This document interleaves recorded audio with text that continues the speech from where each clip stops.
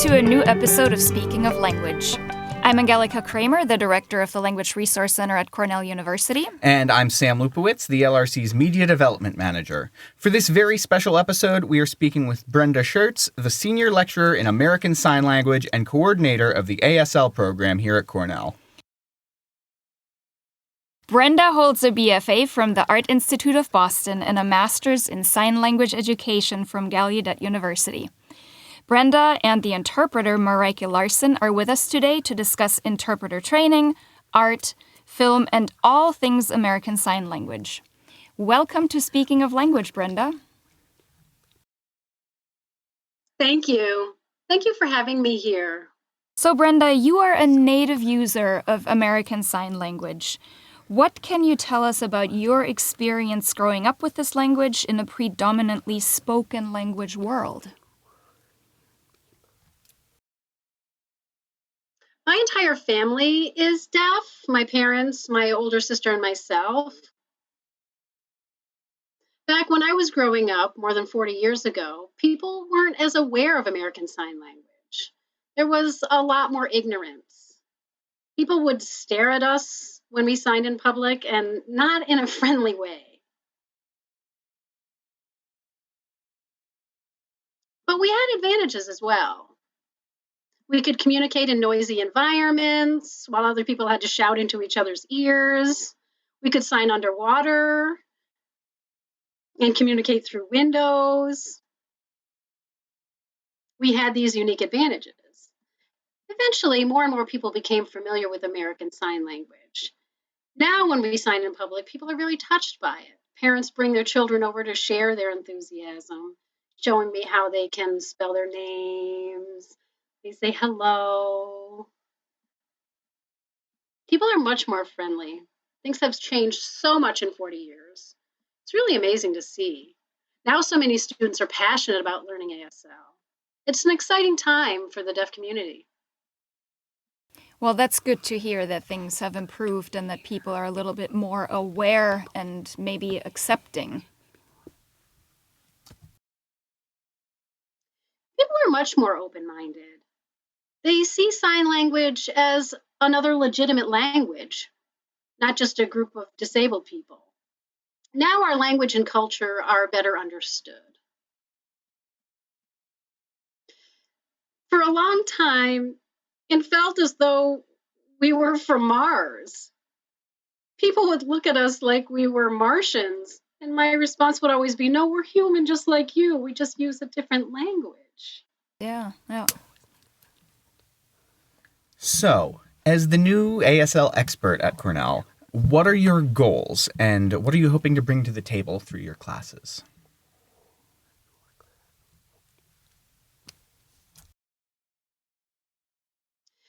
Most important is fluency in the language. Also, an appreciation of ASL for the unique features that distinguish it from spoken languages due to its inherently visual nature. There are advantages to that. It's a new way to see language. Spoken language is very different from visual language. I think it's exciting for students. It's a lot of fun. I want to make learning ASL fun. I think all language teachers aim to make learning languages fun. I'd like to encourage students to continue taking ASL courses until they become fluent enough to have conversations in ASL. Perhaps someday they'll encounter a deaf person in the workplace and appreciate the advantage of having another language under their belt. I think ASL is incredibly useful, not only for conversing with deaf people. Like I said, you can talk in a loud place with your friend, you can talk underwater, through a window. There are all kinds of benefits. Yeah. Fantastic.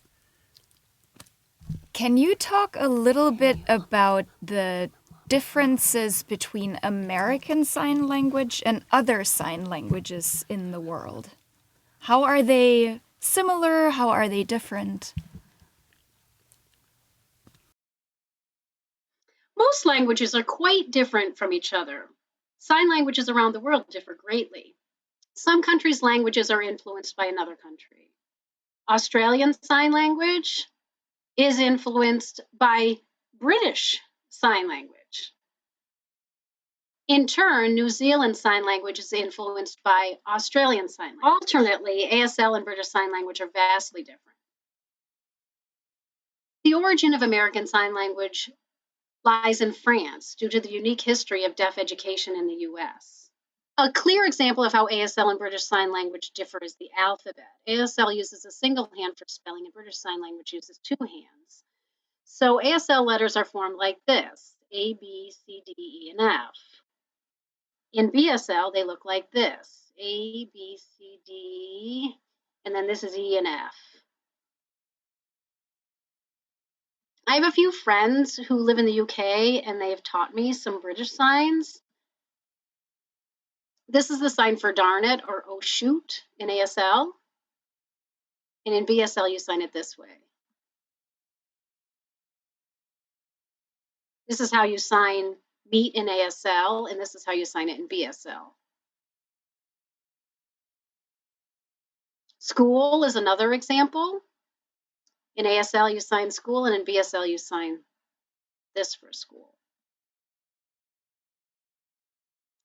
Canada uses both ASL and LSQ, the sign language of Quebec.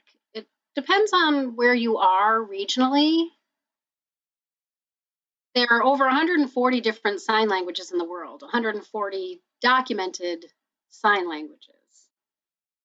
I'm sure there are others that have yet to be documented. That's fascinating. I had no idea that there were that many different versions of sign language.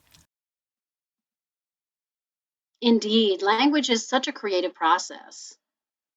One meaning can be represented in many different ways. It's an amazing human capacity. That's beautiful. So, in the past, you've coordinated the Maine Deaf Film Festival as well as the Deaf Rochester Film Festival. Can you tell us a little bit about the process for curating and putting together an event like that?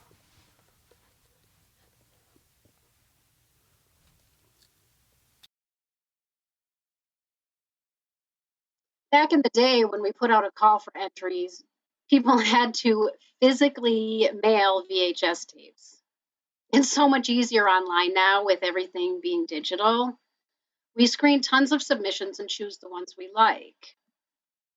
The festival runs about 4 days, with one day dedicated to the Junior Deaf Film Festival for middle school and high school students to showcase their original films. Our goal is to emphasize the deaf perspective.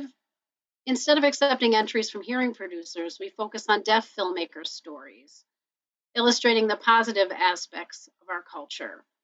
We reject outdated tropes that portray deaf lives as full of struggles and strife.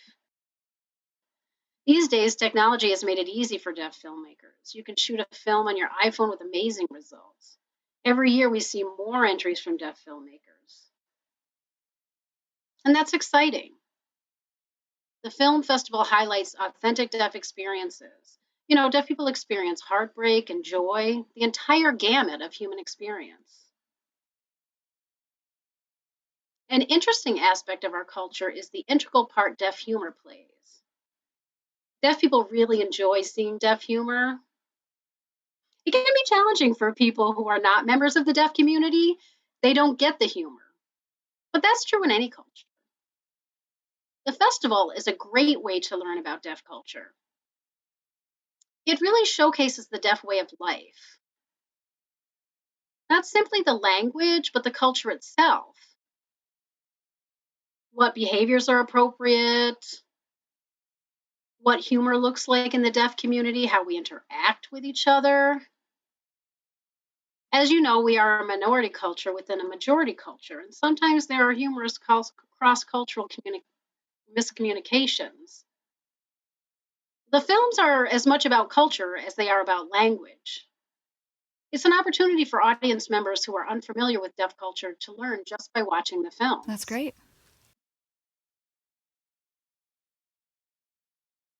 Some film submissions tend to patronize deaf people.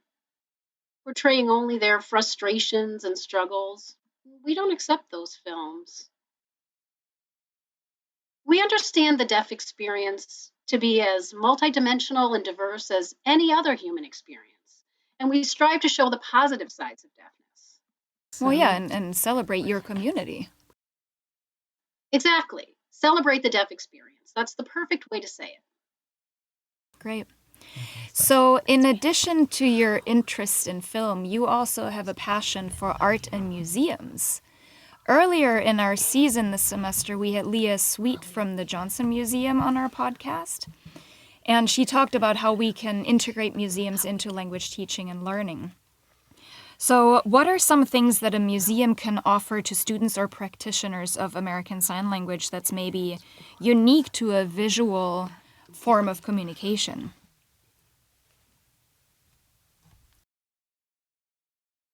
That's a great question.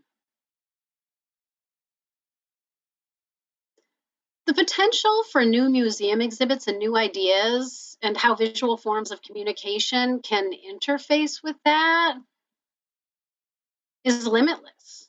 Art is visual. ASL is a visual form of language. So the synergies are there. I was involved with a group of deaf artists working in the genre of devia. It doesn't make sense in English. It's DVIA. There's no E in it, so the interpreter is searching for an E. It stands for Deaf View Image Art.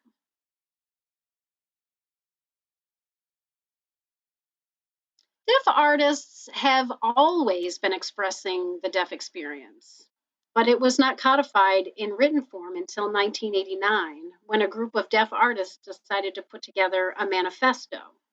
As a minority culture living in a majority culture, our experience is unique. We are an oppressed minority, and many people don't realize that.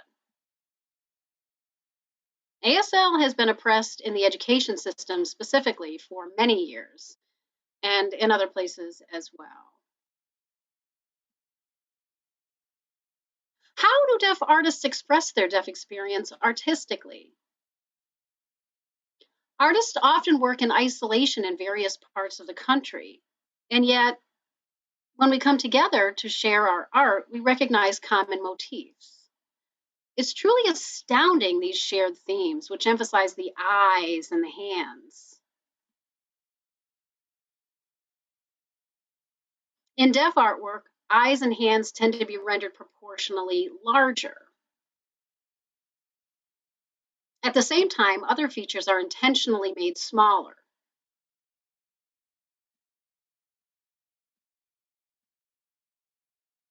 For example, a person's mouth may be rendered without lips or ears as a reflection of our deaf experience. Deaf artists have begun a conversation about this. How do we represent the deaf experience in art?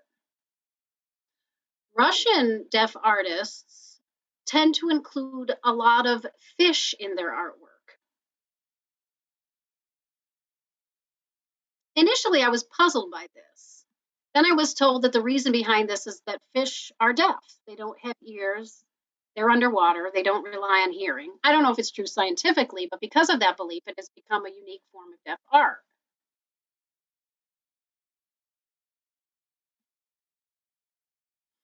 So other countries have their unique ways of expressing their deaf experience as well. There's an exhibit of deaf artists representing the deaf experience at the Memorial Art Gallery in Rochester that will be opening next month. Here at Cornell, we have the Johnson Museum of Art. You know, that question you asked me, art is often static. A deaf painter's work is static too. But why not take advantage of movement? ASL is full of movement. The question is, how can you incorporate that into an artistic medium?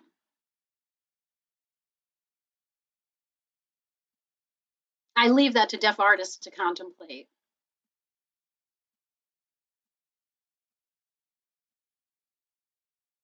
Yeah.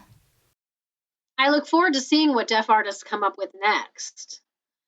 I enjoy developing exhibitions for deaf artists showcasing the deaf experience. I've done that from time to time. I'm hoping we can have something here in Ithaca as well. That would be wonderful. Plan an exhibit. Another idea that has been percolating is the concept of deaf space. That's a topic I'd like to explore. Deaf space would be an open place with no visual barriers and good lighting. Light that is not too glaring is essential.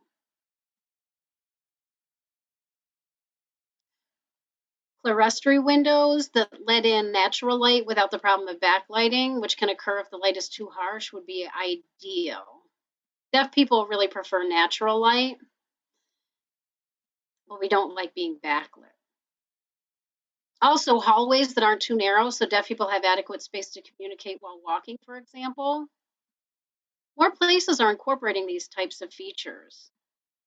Are you familiar with universal design?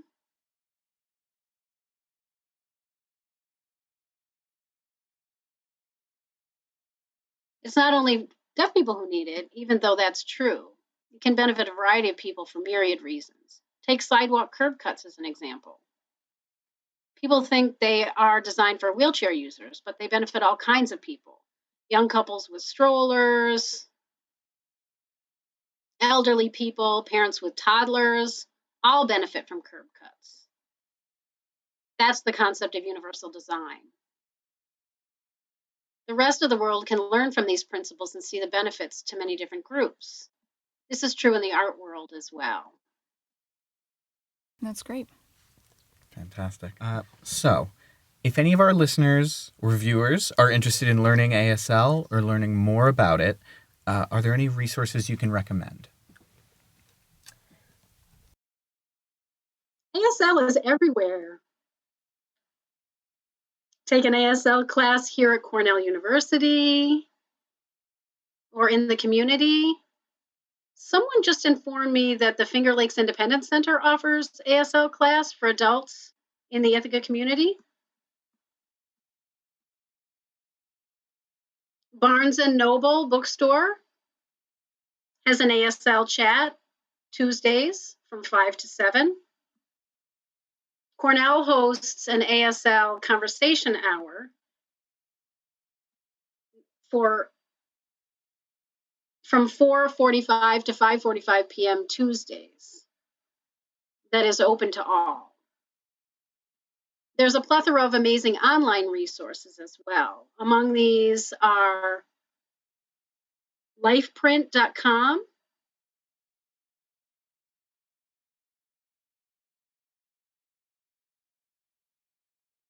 signlanguage101.com,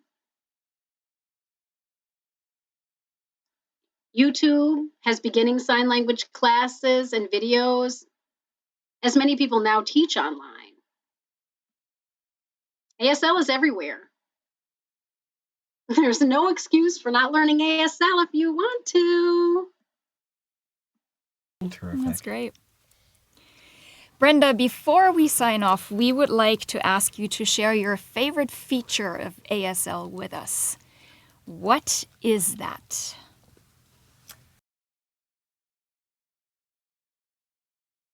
In ASL, signs which can be modified are called modified adjectives, verbs, or adverbs. An example of this would be the sign for driving. You can drive like this on a nice day. Relaxed, your typical driving experience, seen on your face and on your mouth and in your hands. Compare that to the experience of driving in a downpour when it's dark and you can't see anything.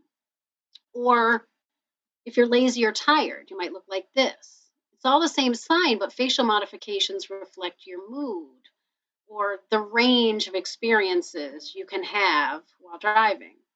Modifications can be made with colors as well. This is the sign for the color blue. An average blue versus a dark blue versus a bright blue. You see the difference on the face. If someone has vibrantly blue eyes, you show that in how you sign the word blue. The mouth is used to indicate a range of intensities. That's my favorite feature of ASL. The students love it as well. That's great. Very expressive language. Mm-hmm. Yeah. Facial expression is a key part of ASL grammar. People tend to overlook how important it is to the language. They focus on the hand movements, never realizing that the face is an integral piece of the puzzle. Well, Brenda, thank you so much for speaking of language with us today. Thank you so much for having me. This is a real treat. Thank you, too.